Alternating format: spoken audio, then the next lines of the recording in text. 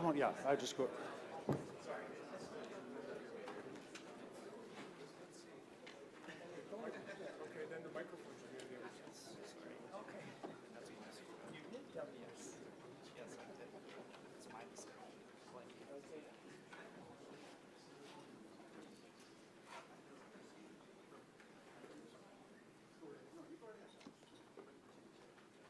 Good morning. I'm John Alterman. I'm the Brzezinski Chair in Global Security and Geostrategy here at CSIS, also direct the Middle East program. It is a great pleasure to welcome you all here. I want to thank Fina Mechanica for making today possible. I want to remind you to please silence your cell phones. I want to remind you we'll be live tweeting from @CSIS_org. We're using hashtag GSF2012. That must be meaningful to somebody. I'm not sure exactly who. Not to me. Following the panel, we'll take questions from the audience. Please wait for a microphone, identify yourself, and please be sure to ask your question in the form of a question, which is not to make a statement, and then say to our distinguished speakers, what do you think of my statement? Lunch will be served during the third session, starting at 12:30. This panel on Turkey, Russia, and Iran arises out of a project we're doing at CSIS, led by Steve Flanagan, to look at this part of the world that has been, in many ways, interrelated in ways that don't necessarily involve us. You have three remnants of empires who have been interacting for millennia with each other, sometimes as rivals, sometimes as partners, and yet it's not really at the center of what we think about. And we thought it would be good as Turkey's role changes, as Russia's role changes, as the world continues to try to think of what to do with Iran and how to deal with Iran, that this would be a good venue. Two people who are, I think, unparalleled in their insight both into this part of the world and also the questions of geostrategy. General Brent Scowcroft, twice National Security Advisor in the Ford and Bush administrations. Zbigniew Brzezinski, the National Security Advisor in the Carter administration. I think to a Washington audience, they need absolutely no introduction. There is a tremendous amount of wisdom on this panel. My children will hasten to tell you that I add to that wisdom not one bit. So let me go right to asking you. General Scowcroft, in the last 10 years, Turkey's role in the world has changed dramatically. In your view, what are the most important ways that Turkey's role and Turkey's policy has changed in the last 10 years? And what are the constants in the way Turkey looks at its role in the world?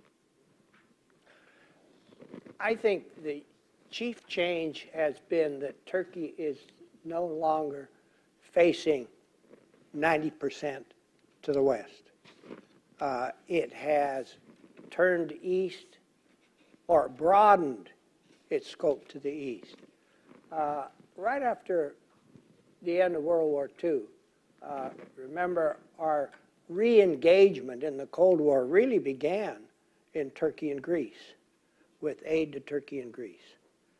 And Turkey became a pillar of NATO and a very close, in a military sense, ally of the United States. And they were one of the best members of NATO. They helped us in South Korea in the Korean War. They sent Turkey sent troops there. We had a very good relationship with them. It was a surface relationship with them. They were good allies, and we had this kind of comfortable relationship. Now, Turkey, as I say, is reaching out to the east, the south, in all directions, and their foreign policy expression is no enemies anywhere around. So it's a very imaginative but very different relationship, and I think we need to adjust to that. And I think while Turkey is not the comfortable friend that it was before, its role is even more important than it was before.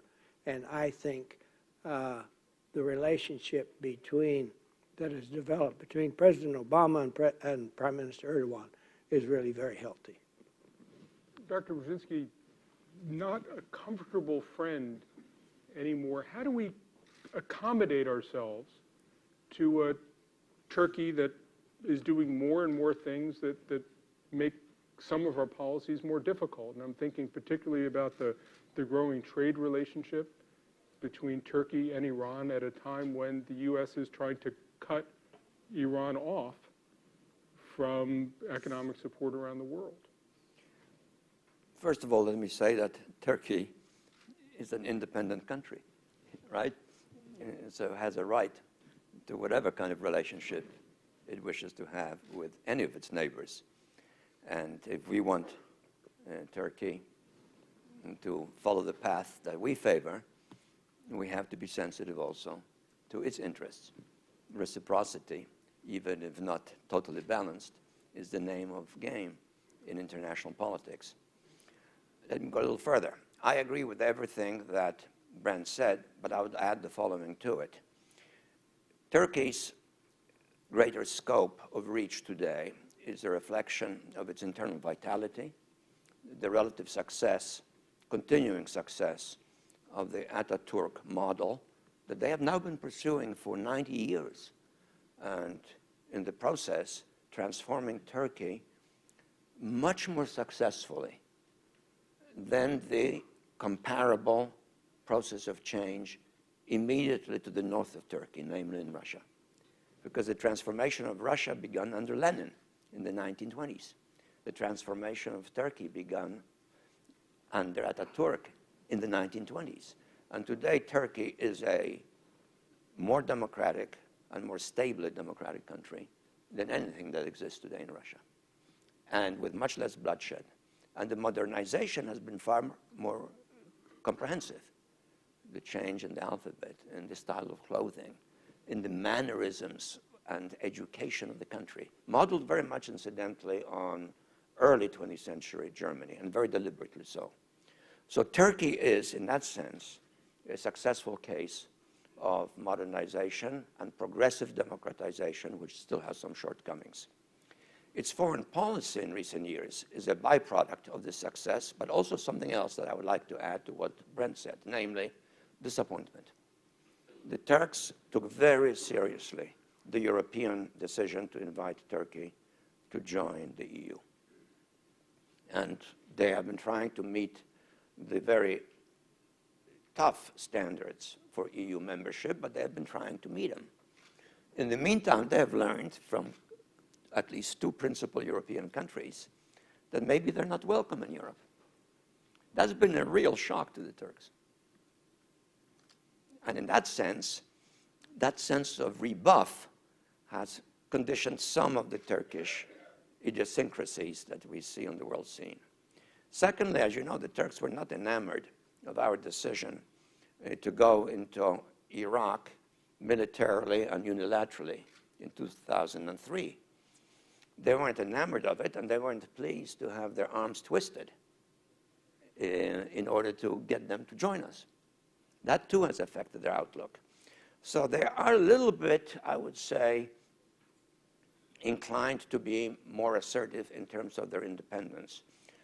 But fundamentally, if one looks at the geopolitical map of Eurasia, Turkey is a pivot state. It's critical in terms of the security of Europe, insofar as the turmoil in the Middle East is concerned.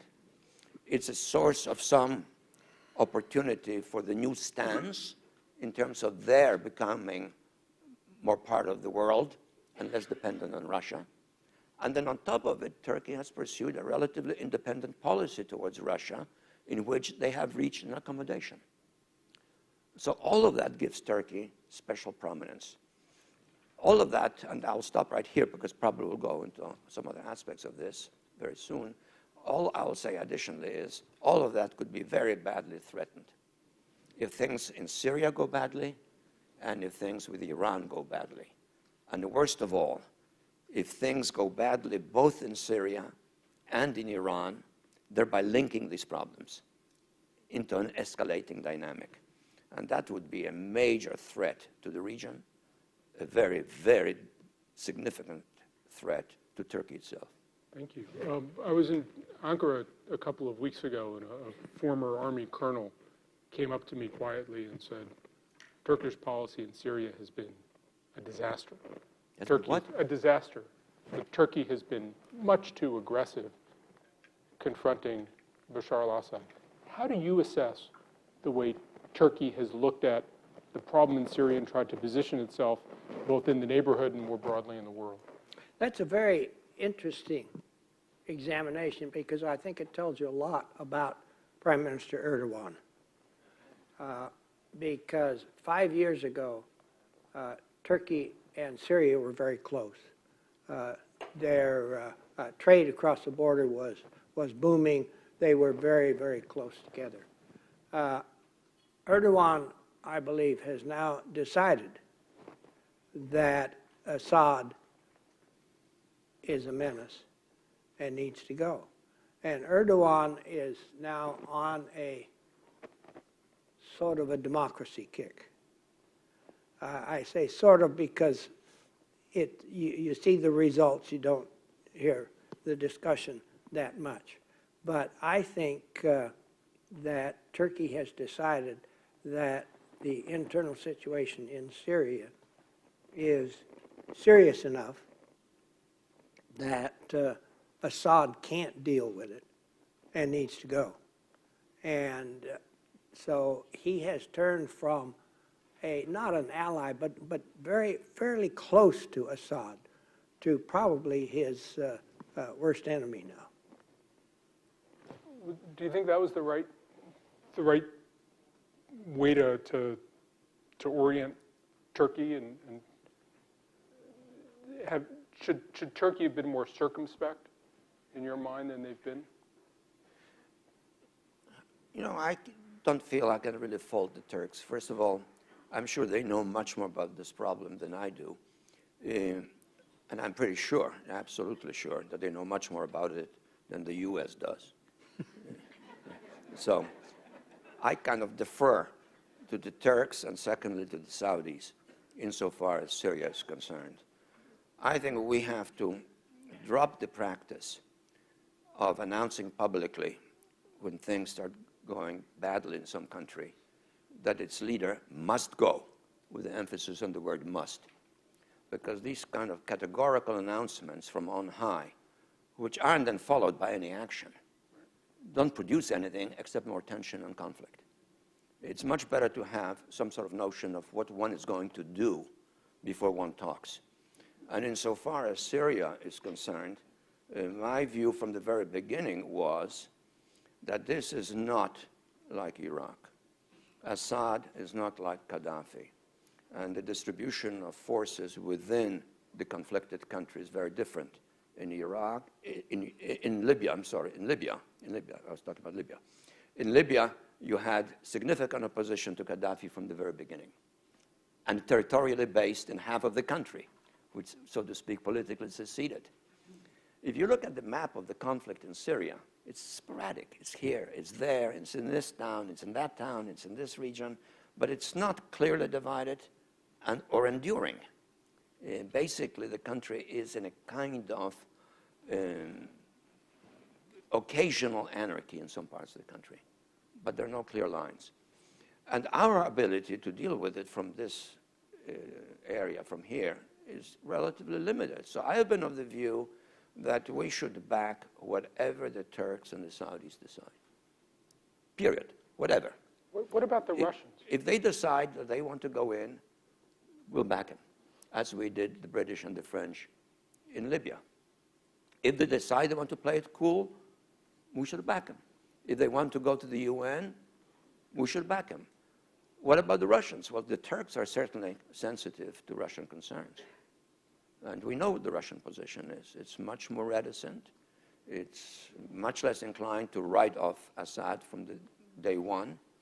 The problem is, in fact, that while Assad has now become a brutal dictator, there is no viable alternative to him. And he seems to have the elements of power still under his control. So unless Turkey is prepared to mobilize its armed forces and send them into Syria, and I don't count on the Saudis doing anything like that, they can provide the money, who else is going to do it and how? So I think, frankly, we just have to let this problem work itself out with the Turks and the Saudis and the Arabs nearby, basically taking the initiative, not freezing out the Russians or the Chinese with condemnations to the effect that their conduct is disgraceful, disgusting, and so forth, which was said publicly by senior U.S. officials, but see if we can create some sort of a consensus that would back the Turks and the Saudis in trying to resolve this problem. General, a number of people have talked about the importance of using Syria as a way to isolate Iran, cut off Iran's access to a frontline state against Israel. You cut off Iran's access to the Mediterranean. Do you see this as a principal way to isolate Iran? And if so, what are the policy prescriptions that follow from that? Well, I don't see that as a way to isolate Iran. I see that as a way to prevent Iran through Hezbollah and Hamas in interfering in the Palestinian issue. So I don't see action in Syria, especially, as an attempt to deal with the Iranian question. And I agree with Big. You know, there are some problems that don't have obvious solutions. Syria is one of the most complicated countries in the region in terms of ethnic, religious, cultural, traditional splits. It's badly fractured, and that's why you have, it's not one center. It's not like the tribal system in Libya. And we can't treat it that way. And, you know, in a geopolitical sense, to bring the Russians in again, the Russians and the Chinese abstained on the UN resolution on Libya. And the UN resolution said the use of force is authorized to protect civilians. We used the UN authorization to overthrow Gaddafi. And so to condemn the Russians and the Chinese for vetoing a similar resolution on Syria is, well, I found it astonishing. Because what they were saying is, you know, you fooled us once, you're not going to fool us again. You're out for regime change in the region. Well, regime change, just ipso facto, is anathema to the Chinese. And then the Russians, for the Russians, it is as well, especially since Syria is their last, shall we say, client state. 30 years ago, the U.S. and Russia were struggling for leadership in the Middle East. The last stronghold of that was in Russia. So that's more what the issue is. And I think if the regime changed in Syria, well, I don't even know what regime would follow. If Assad left tomorrow, you would not have a peaceful Syria. There is no obvious threat. And as Big says, the centers of power in Syria are still largely intact. That is, the military structure is run by Assad and the Alawites, even though the bulk of the ordinary soldiers are probably Sunni, not Shia. The business community is hurting, has not fundamentally deserted.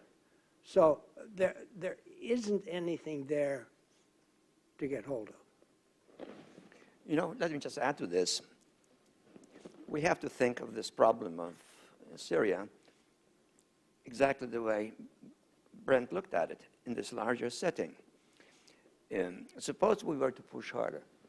And suppose we start really seriously arming the scattered opposition. It's not going to prevail, certainly not in the short run, but the level of violence will certainly intensify. and the tension in the region will grow.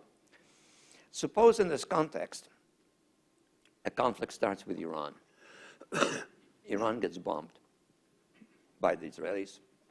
The Iranians retaliate against us, of course, because they'll view us as having inspired it. We'll have to do something about it. So we get into conflict also with the Iranians in this setting.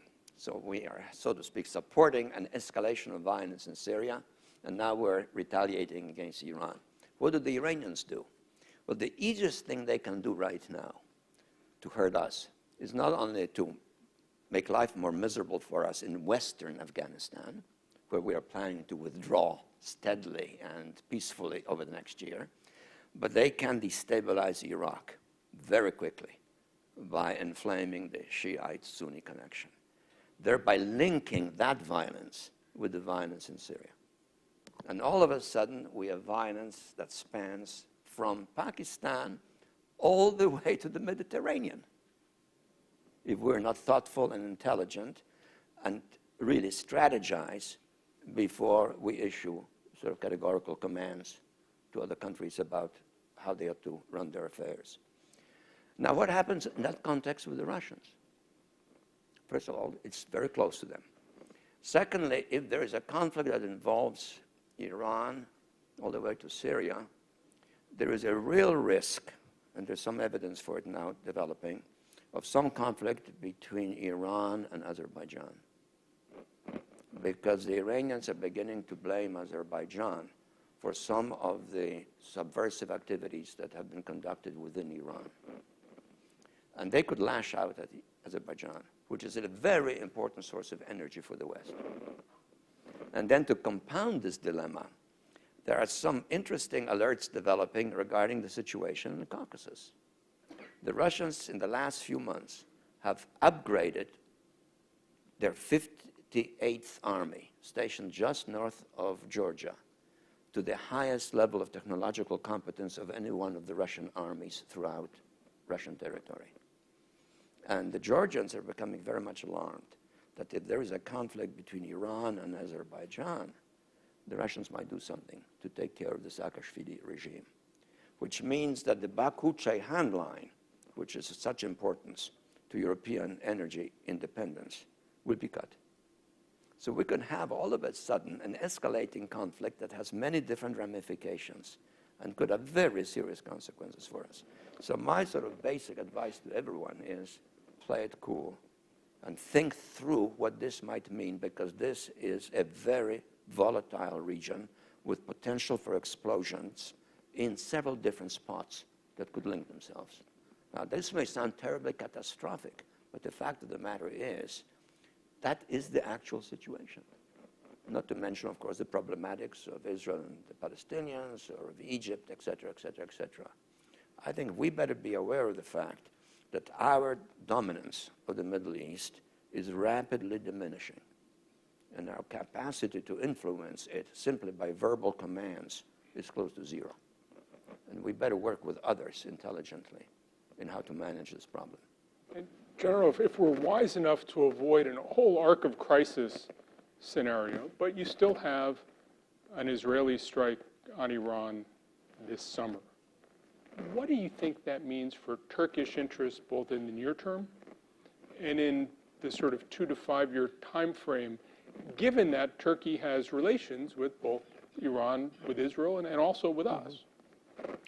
Let me go back to answer that. Start with Prime Minister again. Prime Minister Erdogan has had a falling out with the Israelis, and I think it principally stemmed from the fact that while he met with the Israeli leadership shortly before the operation into Gaza, he was not told anything about it. And I think as a result of that and the interception of the ship into Gaza, the relationships have gotten much worse. And I think that an Israeli strike on Iran would not be taken kindly by the Turks.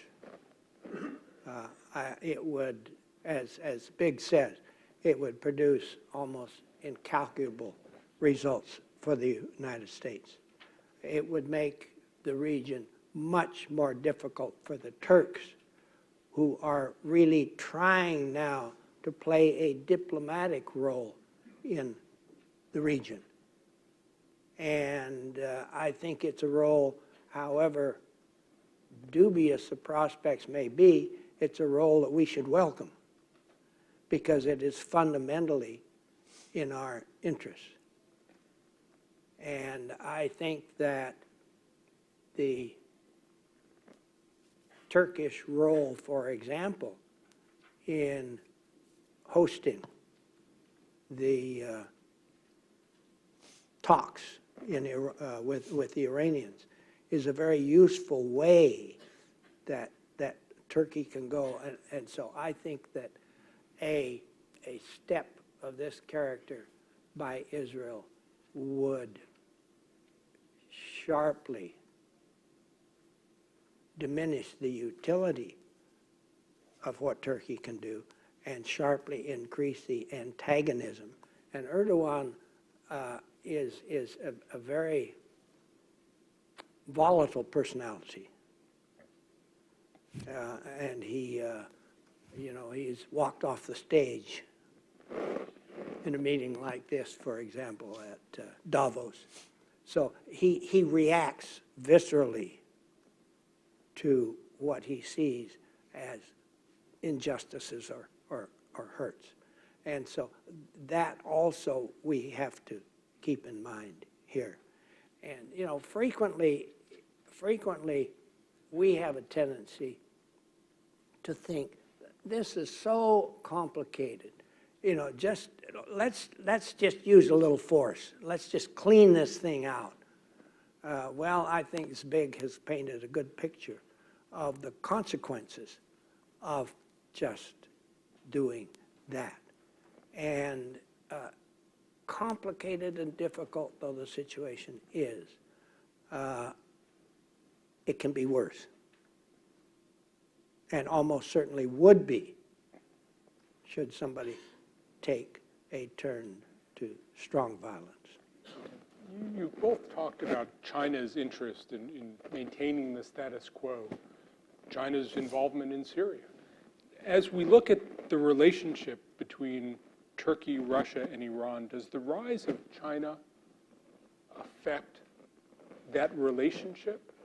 Or is it really just outside, it's an external driver that doesn't affect the intimacies between these three countries, Dr. Brzezinski? It probably doesn't affect the intimacies, as you put it, between these three countries. But I think it does affect sort of the general attitude towards this issue. The Chinese, I don't think, have any particular stake in any particular kind of an outcome in Syria. They have a stake in the region not blowing up. I think that's the fundamental concern. They are fully aware of the fact that if the region gets ignited, the consequences are unpredictable. They will immediately hurt their own economic interests, and particularly because of their dependence on energy from the Middle East. But it will also hurt stability more generally in Southwest Asia, including the Islamic element that is of concern to them. They do border on Afghanistan, after all, and they have problematics in Xinjiang. A conflict in this region will certainly not help them in coping with the social and economic problems that they confront, and which probably on the political level are becoming more difficult to deal with, even within China itself, as the society becomes more politically conscious. So I think the Chinese have a generally conservative attitude towards this kind of a problem, but they don't want to be involved in it themselves because they feel they don't have to be. Now, the Russians don't quite feel that way because the Russians are closer. They could become involved. They could also see opportunities for themselves if things begin to go up in flames. So the Russian attitude is inherently different, but the Chinese and the Russians, by and large, share a common attitude here, which is one of, let's not push the envelope too far. Let not things get out of hand. And this is why there is an international potential that the United States, I think, could intelligently exploit in order to dampen down the problems of Syria and of Iran, rather than allow itself to be pushed into a situation in which, let's say, by late September, early October, we will be evidently giving the Iranians the choice of either a humiliating capitulation to new demands and restrictions that would be imposed on them only and not in keeping entirely within the NPT provisions, or economic strangulation, in which case you don't know how the Iranians themselves might behave. They might even lash out. It's not a terribly well-organized or disciplined government. Some units in it are more extreme than others. We could have all sorts of ways in which the conflict begins, not just with an Israeli necessarily attack on Iran, but even with the Iranians lashing out.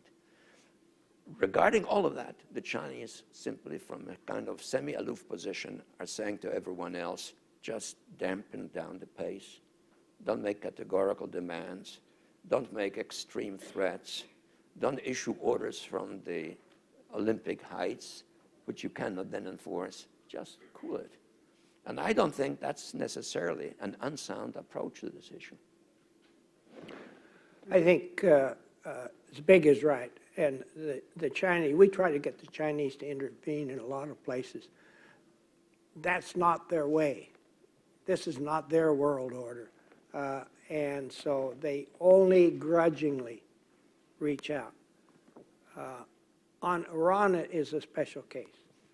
The Chinese attitude has been, we get about 20% of our oil from Iran. They're a good commercial customer. That's all we're interested in. But they're beginning to realize that if something happens and there is a conflict, whether the Israelis strike, we do something, there's a conflict in Iran, what does that do to their supply of oil and to the price of oil? And so now they're beginning to realize, I think, that they do have equities that they need to protect there. But in general, they are very much against the use of force, especially just endemically, the use of force in situations like Syria, because they relate everything to themselves. Suppose there is an insurrection in Tibet. Right. Those kinds of things. So they are against intervention in anybody's affairs. But they cannot avoid in the Middle East their critical dependence on oil and the consequences for China if things go badly there. Can I just add something to it? That's a very important point. And I think it bears on something else that's related here. Look at who is, so to speak, in an occasionally public, more often private fashion, pushing for more action. The British and the French. Now, from a historical point of view, isn't that food for thought? What are they perceived? How are they perceived in the region? As the recent colonial imperial powers. And they're kind of, indicating to us, be tough, do this, do that. It worked in Libya. I supported what they did in Libya because I thought that was doable. Here, I think we'll just produce a big mess. So the Chinese attitude, in some respects, is more enlightened than the attitude of some of our friends who seem to think that it's going to be a cinch. The Iranian facilities get bombed, the Iranians complain, hardly do anything, and the problem is solved. When you were in government, the idea... I don't think it's going to be that way. The Chinese would be the status quo power and we'd be the revolutionary power is probably the farthest thing from your mind, but that seems to be... Yeah. Seems to be the place we're in. Should we be hoping for a change in government in Iran, in your view? Should we be pushing for a change in government?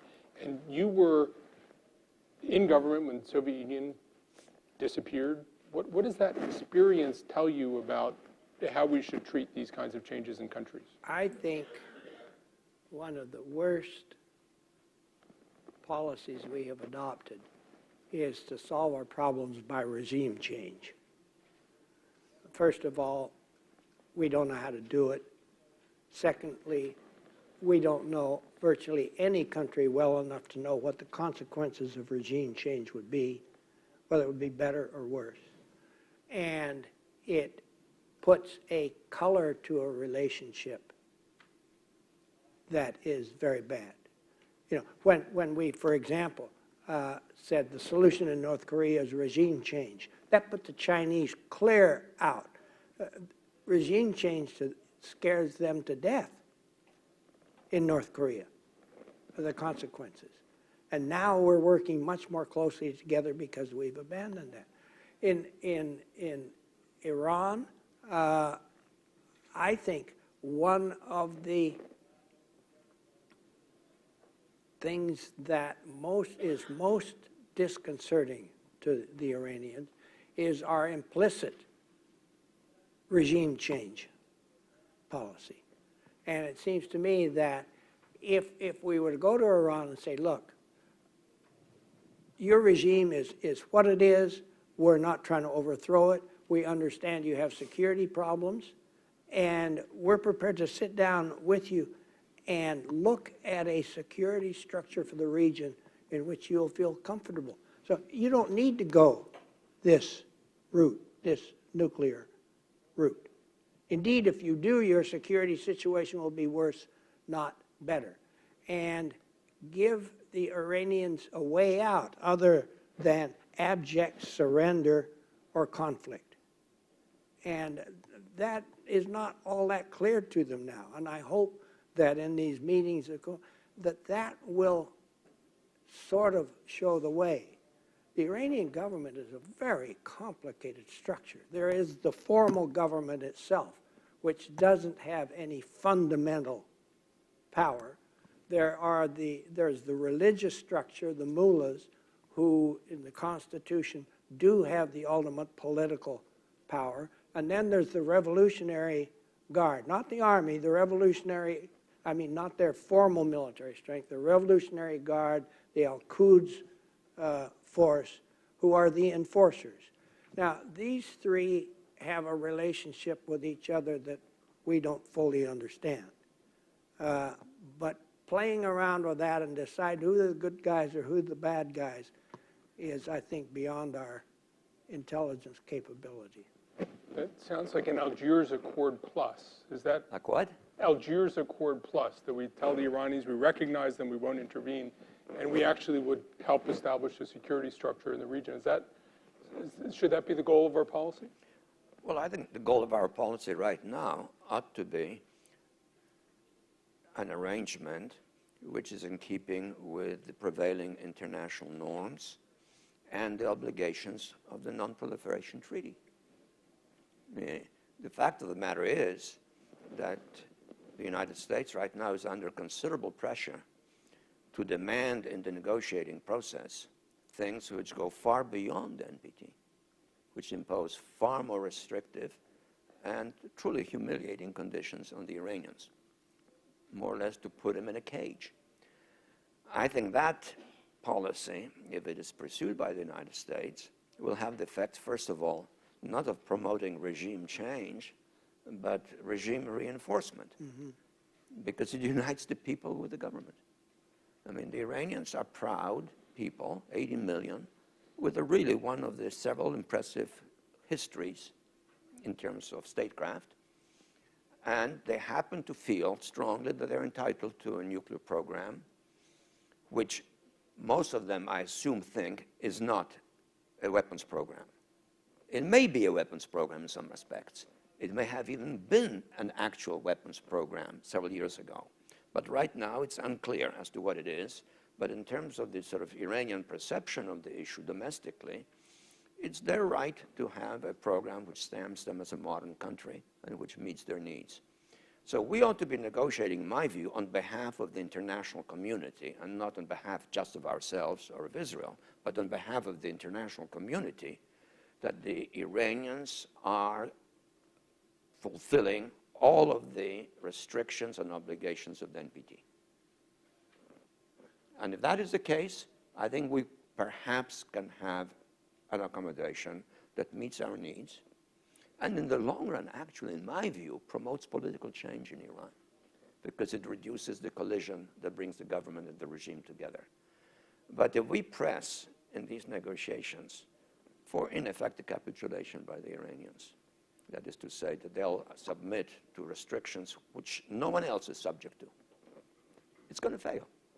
And then, well, we have tried to, Brent and I have tried to present what some of the consequences might be, and I don't think they are in the American national interest.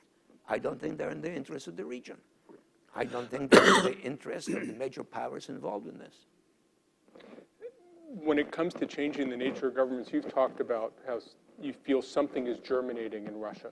Something political is germinating, that there is a nostalgia in the current Russian government, but your feeling is that Russia in the future is, as you've written in your recent book, is a country that we should try to bring into the Western alliance. What is the timeline in your mind for change in Russia? What does a different kind of Russia mean, both for the East-West piece of Russian foreign policy, but also the North-South piece that gets into the Caucasus and into the Turkey and Iran relationship? Well, I do argue in my book that both Russia and Turkey ought to be the countries we seek to engage into a diversified Euro-Atlantic community. I say deliberately diversified because it doesn't mean they have to join the EU with all of its obligations, but some framework for a Euro-Atlantic community that embraces Russia and Turkey. And to respond to you directly, first of all, it is my argument that Turkey is meeting the standards of what this community embraces in terms of political values. Russia, culturally and historically, artistically, religiously, is a part of the West.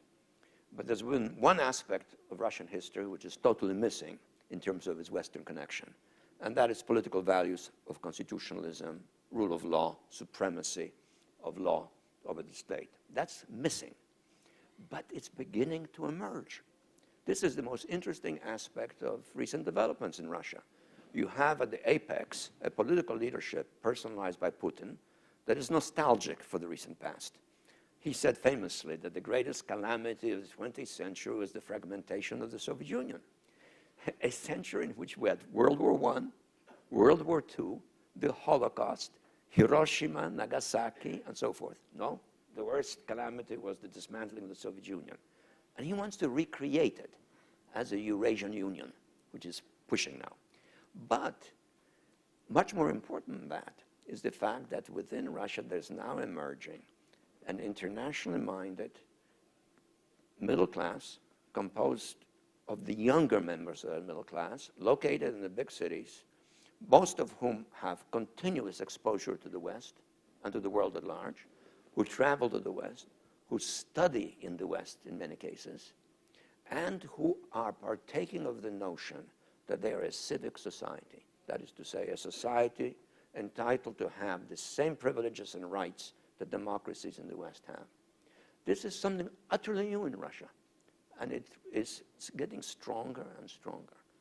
And it is accompanied by something which is also without precedent in Russia, totally without precedent: the absence of political fear. The fact that someone now dares to go out on the Red Square and hold up a placard in which they show Putin behind bars, to me is almost unthinkable, since I dealt with the Soviet Union for most of my mature years. A person doing that 20 years ago, 30 years ago, 40 years ago would be hauled off immediately, and 30 or 40 years ago shot, probably within a day. The new civic society that is emerging is politically fearless, and that's a new reality. And therefore, I think both Russia and Turkey can gravitate to the West if we're smart. But if we draw these categorical lines, and particularly if we look with indifference at something that could erupt into really significant violence, and we simply kind of play the game of being basically indifferent to it, I think these possibilities could fade away, and we could be plunged into a period of considerable uncertainty on the international scene, with essentially unpredictable dynamics at work. And one thing you know about a war is it's easy to start it. You never know how it will end, how long it will take, and what might be some of the internal manifestations of what then takes place. You have all been very patient with me. We have some microphones. I want to open it up for questions. Again, if you would identify yourself to only ask one question because we have a room full of people, and also to ask your question in the form of a question. Sir, right here in the front. Dan is coming to you.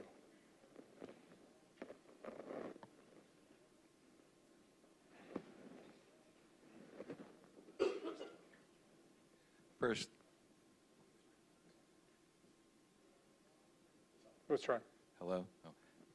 I'm James Farwell, Special Operations Command. First, thank you for your remarks. I wonder if both of you could, and you all commented a little bit on this when you spoke at the Atlantic Council in December, but I wonder if you all could each comment on how well you think that the administration, I'm not looking for a partisan comment, but just as an assessment, how well the administration is doing in fulfilling the types of policies that both of you are advocating here today. And what do you think they should be doing next? I don't really know how to get my arms around a question like that. The kinds of policies we adopt and how the administration is doing it. Let me just say that I think the administration is facing a very different world. And I think we see it. We see it in the Arab Spring. I think the Arab Spring and its consequences in Russia, as Big has described very well. The reaction will be different almost every place it happens.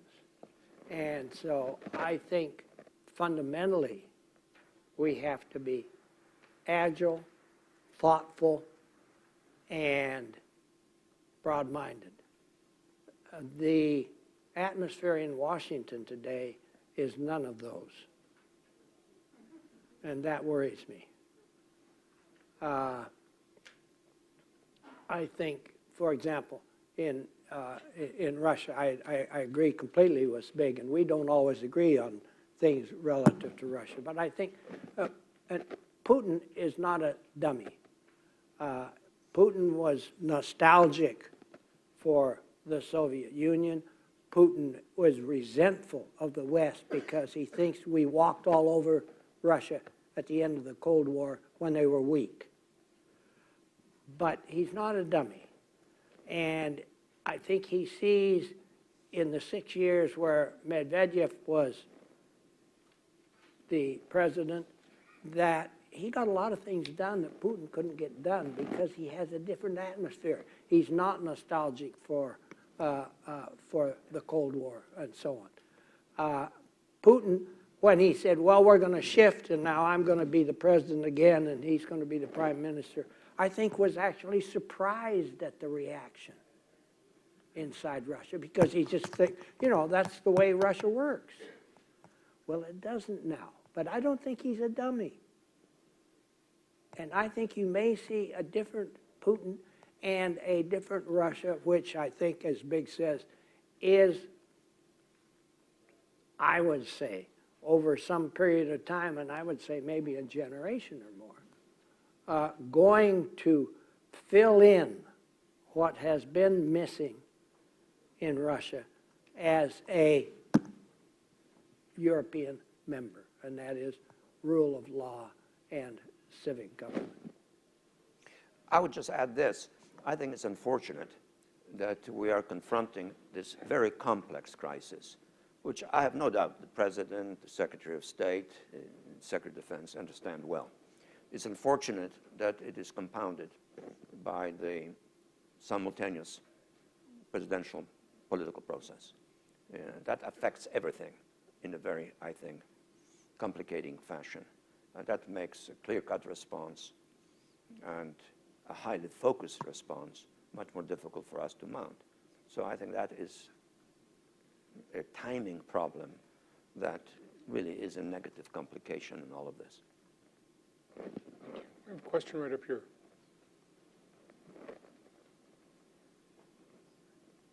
Steve Flanagan from CSIS.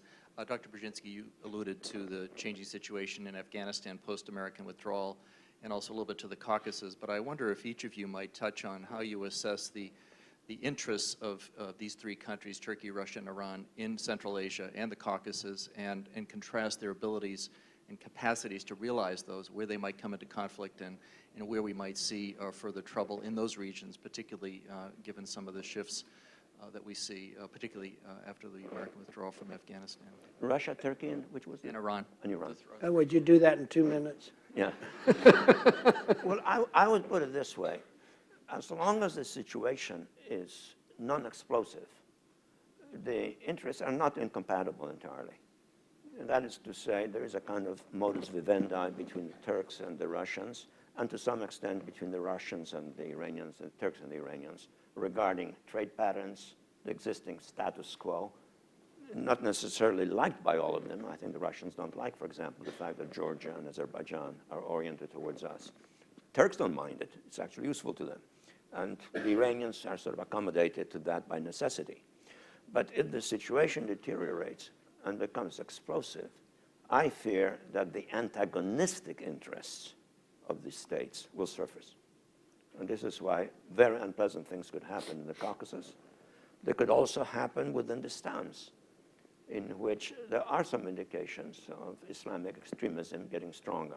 And if the fabric of stability in the entire region gets torn apart by unpredictable events becoming dynamic, then I think conflicts between them could become even sharper, further contributing to the negative consequences of an eruption. This is why the stakes are so large, and this is why I do deplore the kind of limited sloganeering that is taking place at the political level regarding the problems of the region, and why I don't sense sufficient serious strategic analysis of the potential for really significant negative turn of events inherent in this region in our political approach, strategic approach to these issues. You know, just let me add one thing. One thing we ought to put it back in our minds as a historic relationship between Russia and Iran. During World War II, Russia occupied the northern half of Iran. We used Iran as a major conduit for military assistance to Russia in World War II.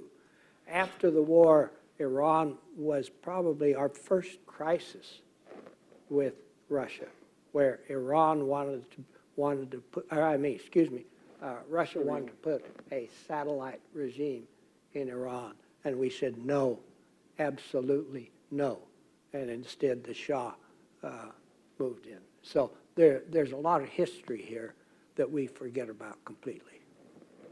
Yeah, and actually on that point, that's a good point. We mustn't forget a huge slice of what would be called Azeri land. Forget Azerbaijan, which is the name of the state. But a huge slice of Azeri land is in Turkey. And a very large number, I'm sorry, what am I saying? Is in Iran. And a very large number of Iranians are Azeris. Yes. But we're living in the age of nationalism. And nationalism produces state identities that are sometimes in conflict. The potential here of this problem should not be underestimated. Right there.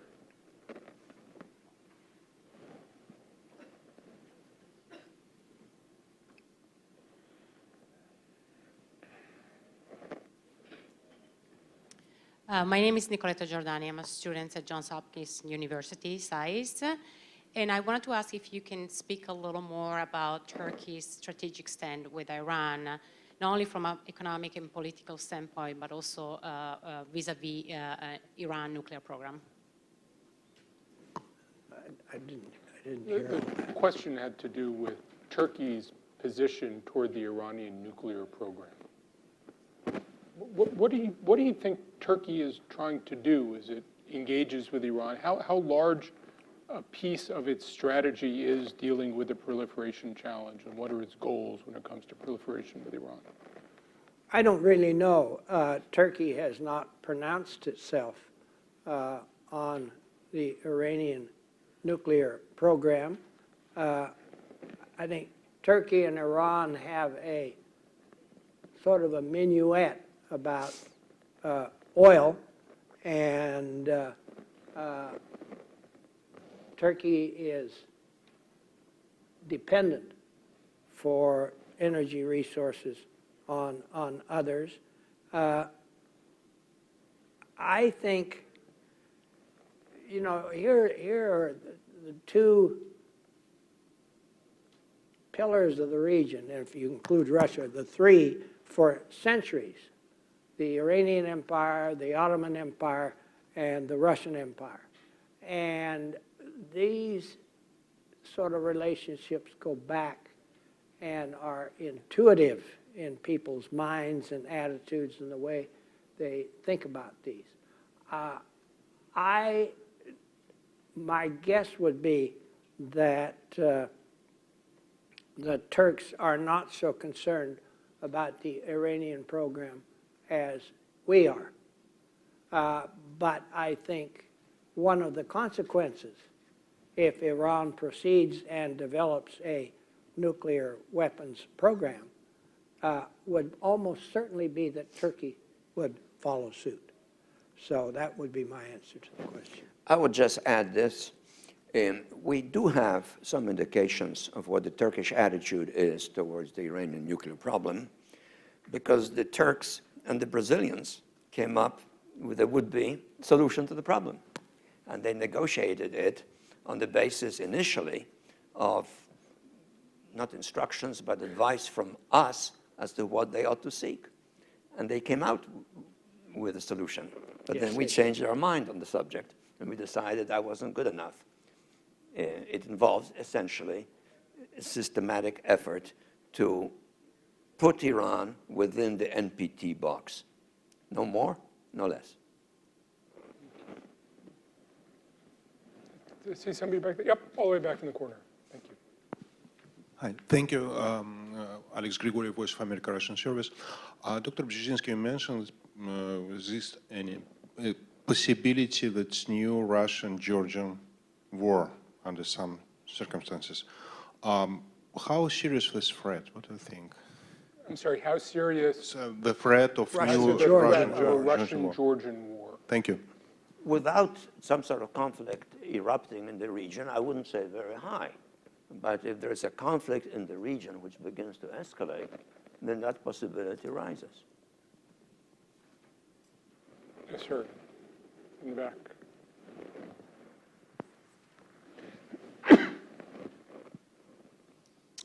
Thank you. My name is Harv Rushikoff. I'm with the chair of the Standing Committee of the American Bar Association on Law and National Security.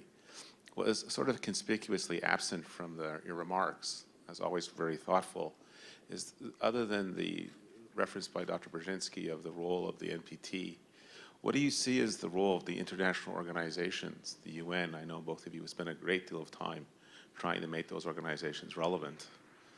Are there regional organizations, or are they conspicuously not going to play a role, as you see, in the relationship between this power negotiations on avoiding and managing conflict in the region? Well, I would say that it depends a great deal on how powerful are the forces that are colliding in some sort of a conflict. If they are of secondary or tertiary importance, I think regional or international organizations can be quite influential. And I think the best example of that, it pertains to the several instances in which international or regional organizations have played a pacifying, constructive pacifying role in Africa. The problem that we're discussing today, unfortunately, involves powers with more significant regional scope of influence or potential destructiveness. And that means, in turn, that the source of a resolution of these problems can only come from the major powers. And this is why it is so important that we and the others who work with us, because we cannot solve it by ourselves, have some sort of a shared strategy for coping with the problems that Brent and I have been discussing today. Because I don't think we can impose a solution, and I'm not sure that we even have the right approach towards the problem. Others, let's say like the Chinese, may have the right solution, but from more distance and with less engagement. So they can't resolve the problem either. But if we can contrive a process in which the 5+1 in negotiating with Iran, and we talking to the Turks and the Saudis regarding Syria and engaging the Russians and the Chinese in the background of that, perhaps we can cope. But unless we do that very systematically with a larger concept in mind, I think the situation may slide out of control, and then secondary participants in the problem will set the pace. Iran gets attacked, not by us, but the consequences are felt by us. The situation in Syria deteriorates, and someone overreacts. That gets out of control too. And this is why a really serious approach based precisely on the so-called 5+1 has to be pursued, but with a sense of collective responsibility, and not only one country's, perhaps just our own, interests being uppermost in mind, particularly at a time when our policy is bound to be influenced by the presidential race, which gives them a particular short-term character rather than a strategic perspective. General, do you think we need more international organizations? And Well, I don't know centrality that of we foreign need policy? more, but I think we ought to push much harder to make them more viable. We live in a much more interconnected world now, but the international organizations are not resilient. The UN is the best we have, but it needs a lot of help, it needs restructuring, and it needs the efforts of the United States. And I think there we could get Russian support and Chinese support. In regional organizations, the African Union, for example, played a useful role in Darfur and so on, but our support for them has just sort of gone away. The Arab League and the GCC played a key role in the success of the Libyan operation. Those are things we should build on, to use the regional organizations for the kinds of things that aid and abet what we're trying to do, but they have the expertise and the local feel that we don't have. So I believe that's a good question, and we need much more effort in that direction. Thank you. Yes, sir.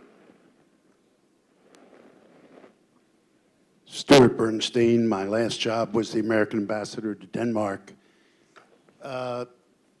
Turkey, the largest Muslim country that's secular, but has shown some tendencies to move away from that. Do you see that being a concern, and the influence of Egypt? Could Egypt become, Turkey's such a good role model in that area. Do you see that changing? Well, I'm aware of the shortcomings of the Turkish experiment. There are problems, as you know, with the press. There are political trials involving the military, which may be justified, I do not know, but there has been a history of military coups, so there's at least some basis for considering the possibility that there is some justification in these procedures, but they all reflect, obviously, certain inadequacies of the democratic political process. Nonetheless, having said this, I think an overall assessment of Turkish modernization, secularization, democratization over the last 100 years has to be quite high. And the persistence with which the Turks have pursued it is impressive, really very impressive. So on the whole, I think the Turkish experiment is auspicious in its promise, and it behooves the West to encourage it. And this is why I deplore the reaction of the Europeans to the issue of Turkish participation in the EU. They raised the Turkish hopes. They have sort of reduced them. But we can be, in a sense, a supplement and a reinforcement for Turkish aspirations if we think in a larger concept of a Euro-Atlantic community that really does embrace them, that embraces Russia eventually as well. And I think that would give the Turks who want to play a global role, but they live in a very dangerous neighborhood, a greater sense of security and participation in something larger than themselves. And I think that is the kind of policy that would, in effect, I think, reinforce a constructive Turkish role in the region. I think that's the challenge we have. I think the fact that President Obama and President Erdogan have a good personal relationship is a major asset here, and it helps a great deal. But I think we're now being tested in this regional context, and a great deal hangs on how we conduct ourselves over the next several months, literally. It's a conflict that could erupt and become very large, but the time frame which will determine whether the match is being set, whether the fire is being ignited or not, is relatively short term. So it's very important to watch carefully what is being done and how we conduct ourselves and how we avoid the danger that we will be, for a variety of domestic reasons, abdicating our global responsibility in the short run with much worse consequences in the long run. I think there are questions about the direction Turkey's heading. It is probably slightly less than it was in 10 years ago, less secular. But it's ironic because about 10 years ago, Turkey undertook a series of deep economic and political reforms. And in response significantly to the attempts to get into the European Union, which Big discussed before. The consequences of those is that the central and eastern part of Turkey is now a part of Turkey in a real sense that it wasn't before. Turkey used to be Istanbul primarily, Western-oriented, secular. Now Turkey is more representative of the whole of Turkey, and that is a less secular move. You can say that is a natural evolution from the harsh secularism of Ataturk to break the power of the Ottomans. Or you can say, oh, it's a new Islamist movement. I don't think we know, but I think, as Big says, it's up to us to encourage the evolution of Turkey in a way which is natural for them. And the harshness of the Ataturk reforms maybe don't need to continue so long because they've been successful. Now it's taken, as Big said, it's taken 90 years for Turkey to evolve from the Ottoman Empire to a modern, secular, democratic state. But they've done it. And I think we should be relaxed about the things we see in Turkey. They're not all perfect, but I imagine the Turks are not all relaxed about what they see in the United States either. We just have a few more minutes. And just as a sort of closing thought, you've both talked about the importance of a more modest U.S. foreign policy, less demanding, less declaratory, more oriented toward international institutions. Politically, you talked about the evolution Turkey's been through. Politically, how do you get the United States to go to have politicians support the kinds of policies, to have the public support the kinds of policies you've advocated this morning? Well, you say more modest. I wouldn't buy that word. I don't think it should be more modest. It should be, in some respects, more strategic, more visionary, more comprehensive.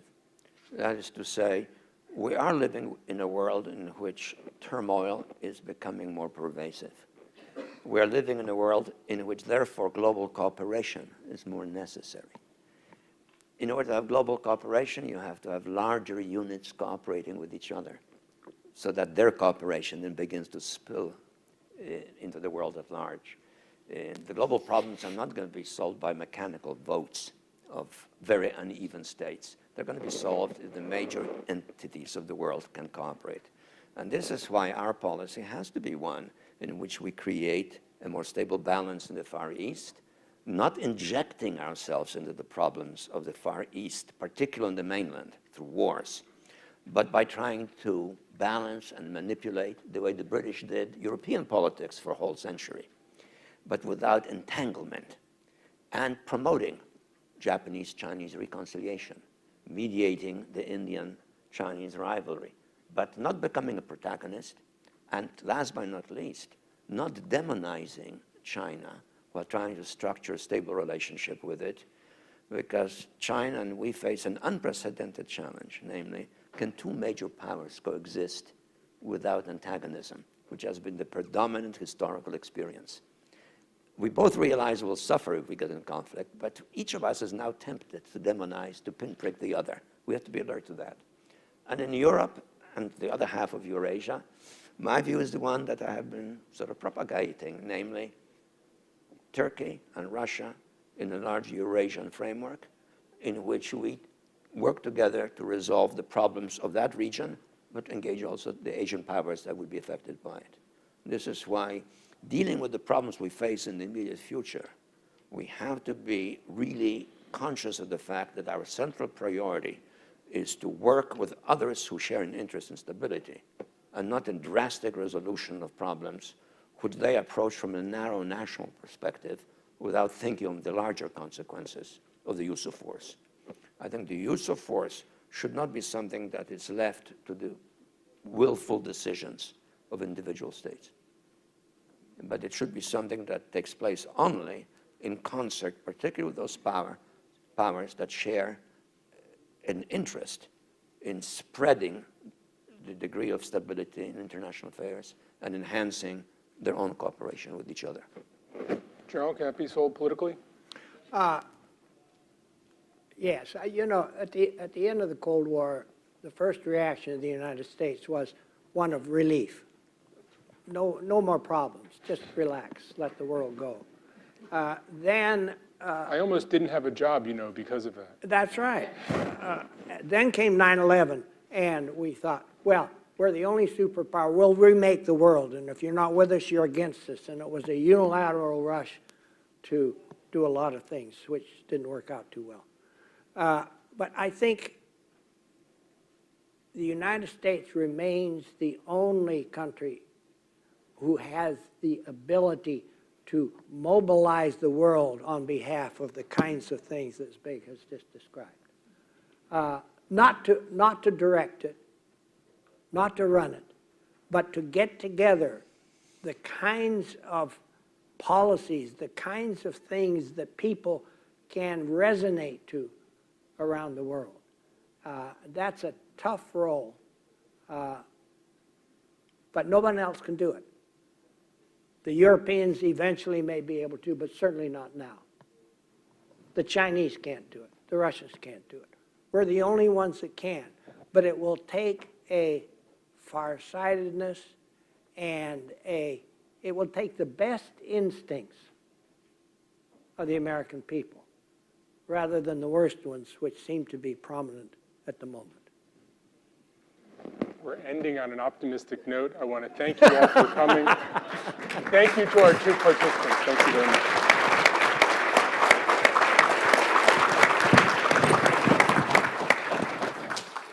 We've got about 10 minutes, 12 minutes, time for a bio break and get a cup of coffee, and then we will start back in here with the second wave sessions. Thank you.